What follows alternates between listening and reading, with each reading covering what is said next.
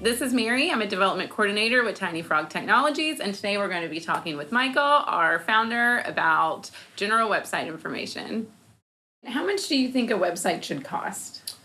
That's a good question. We'll actually get people call us without giving us much detail. They'll say, how much does a website cost? It's kind of like saying, how much should a car cost? Obviously, the range and pricing and value can be dramatic. And same thing with a website, because there's so many different factors: functionality, design, how many custom pages are involved, how many pages are involved in general, how much content.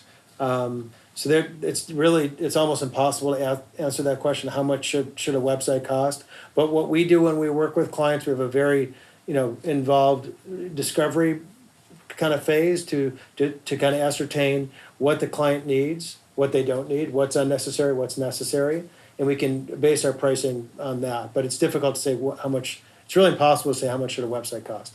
Okay. And what are the benefits to working with an agency versus a freelancer? Well, I'd say the downside is it's probably going to cost more money if you're working with an agency, because there's more people involved, more resources dedicated to the project, more experience. But conversely, that's the upside as well. If you're working with an agency versus a freelancer, oftentimes you're going to get more, higher quality of just insurance that the project is going to go well based on their experience.